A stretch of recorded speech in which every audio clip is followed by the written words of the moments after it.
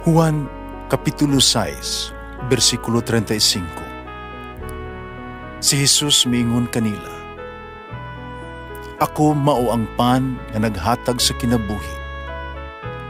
Ang muari kanako dili nagayod gutomon, ug ang mutuo kanako dili nagayod uhawon."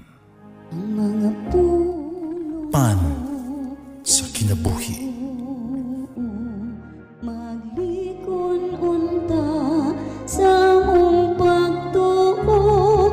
Gagakakabi sa pagtuman sa imong mahal nga kasuguan. Numana kaninyo. Santos Ebanghelyo sumala ni San Mateo. Si Jesus mingon ngadto sa katawhan, "Pagkaalaot ninyong mga magtutudlo sa balaod ug kamo mga Fariseo, mga tipakaron ingnon. Naghatag kamo ngadto sa Dios sa kinapulong bahin bisan gani sa mga lamas sama sa helbubayno, sa anis ug sa kanigang. O apalawa ninyo tumana ang mas importanteng mga pagtulunan sa balaod, ingon pananglit sa hustisya, sa kaluoy, sa kamatinud-anon. Angay unta nga buhaton ninyo kini sa walay pagbiya sa uban nga pagtulunan, mga giya nga buta.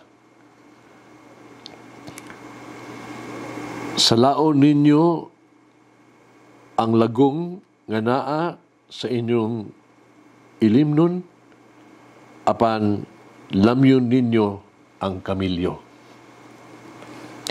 Pagkalaot ninyo magtutudlo sa balaod, kamong mga Fariseo, tigpakaron ingnon.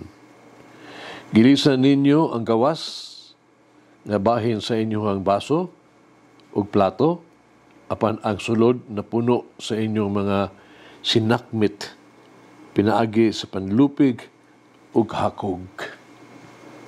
Mga Fariseo nga buta, dibihiuna ninyo ang sulod sa kupa ug malimpyo usab ang gawas niini."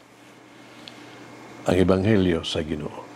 Pasalamati ang Ginoo kay siya maayo, ang iyang gugma mulungtad hangtod sa kahangturan.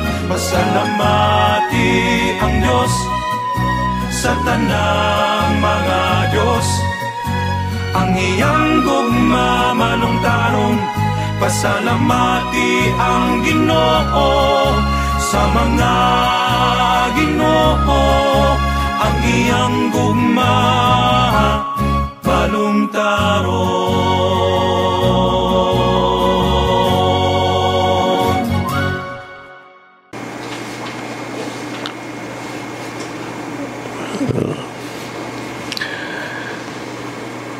Sigutan na to karon sa Ebanghelyong ikaupat na nga o ikalima nga kaalautan na iskutan ni Jesus batok sa mga eskriba o mga Fariseo. Kini ikaupat nga kaalautan nagpadayag sa pagkalinga sa mga eskriba o sa mga Fariseo sa gagmay kaayo o dili mahinugdanon nga butang imbis sa mahinugdanon nga punto sa mga balaod sa Dios. Mga eskriba o mga Fariseo, no, wala magtagad sa importante nga mga aspekto sa mga balaod sa Dios, sama sa hustisya, kaluoy o pagkamaunungon. Kaya tagay lang hinuog dako kayong gibugaton. Wala gyud hinungdan. Gamay kay mga butang sama sa pagbayad sa kapulo sa mga lamas bahid bubayno o uban pa. Ang bersikulo nga naghiskot og milamoy ang kamilyo, sa kini ka itawag to ga hyperbole, no? Murag sobrang pagkasulti na nagpasabot pagpasagad sa nagunang mga katungdanan sa katao. Sa mga eskriba o mga Fariseo na sayop nga ang masinungdanon mao ang mga balaod sa Dios sa ato pa ang pag-practice ini. Importante, dili lamang ang pagtudlo sa balaod sa Dios, kundi ang pagtuman niini. Ingon nga ang Dios makiangayon ug maluluyon ngadto kanila, kinahanglan usab sila sa uban. Ingon nga nakadawat sila sa kaluoy ug justisya sa Dios, mausab ang kaluoy ug justisya sa Dios nga kinahanglan nilang ipaabot ug buhaton ngadto sa uban. Ang ikalimang alaot, napakita nga ang pangunang ikabalak-an sa mga eskribang mga Fariseo mula ang panggawas nga panagway sa ingon wala sila pagtagad sa sulod. Dili ang anaa sa gawas ang ilimpyuhan mong Paskino, kundi ang anaa sa kasing-kasing sa unahuna sa tibuok kinabuhi nato. Ang importante kay Jesus dili ang panggawas nga panagway. Mas importante kaniya mao ang pagbag-o sa tuang kasing-kasing, pagbag-o sa kinabuhi. Busa ang paagi sa tuang pagsunod sa balaod sa Dios, dili gayud ang ayan tawag to dunay kahadlok ba. Ang paagi sa tuang pagtuman sa balaod sa Dios, dili gayud mahimo kanato nga mabinantayon o matukyon, no? Hinuon unta kini mahimo natong musunod ta sa balaod sa Dios. Kinahanglan magtultol ka nato sa paghimo sa kinabuhi sa uban nga makahuluganon. Dili miserable sa paghatag kanila og paglaom, dili pagpakyas kanila. Sa pagluwas kanila, dili pagkondenar nila. Panguton nato karon natong kaugalingon. Saman ang importante sa atong kinabuhi. Doon na ba'y mga tao nga ato ang ibaliwala? Sugilanon kini sa makapadasig kayo sa yugtos kinabuhi ni St. Francis of Assisi. Simila ka gikan sa Assisi ngadto sa Roma, haron pagpresentar sa iyahang kaugalingon ngadto sa Santo Papa upang hangyo kaniya alang sa iyang pag-uyon sa ilang patakaran sa iyang grupo. Sumala sa tradisyon na sa wala pa ang iyahang pagkikita sa Santo Papa ni Pope Innocent III, ang Santo Papa nakita sa usa ka damgo ang Letran Basilica, ang Basilica Santo Papa, nagihulga sa kalaglagan ug dunay usa ka kabus nga tawo nga nagpugong niini kadili matumba, nagsapnay niini sa iyang abaga. Sigurado na kini mao Poong Pasto Papa, ingon siya, kini mopalig-on sa simbahan o iyang ipaluyuan ang mga buhat o doktrina, pagtulunan sa kapunungan ni San Francisco. Ang Santo Papa, nihatag sa iyang pontifical approval sa Franciscan Order. Hagit sa kinabuhi. Saan sa paghiha ako mahimong matulad-anon kang Jesus?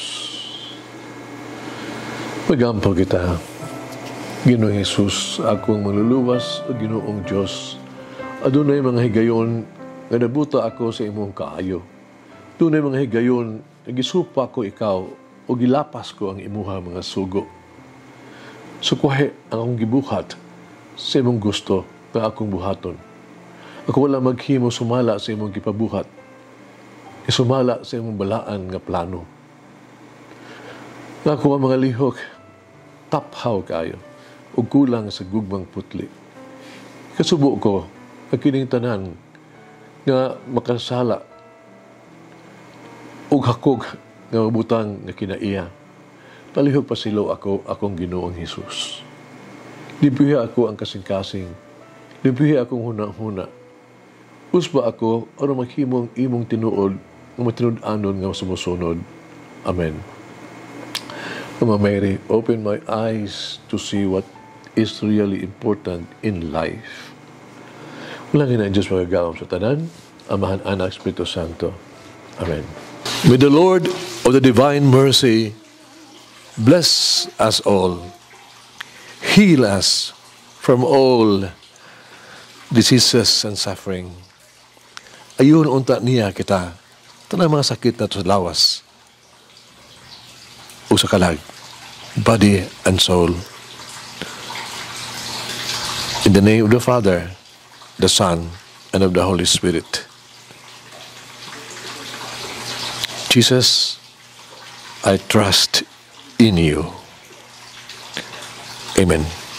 Whoever eats the bread of life will never hunger, says the Lord.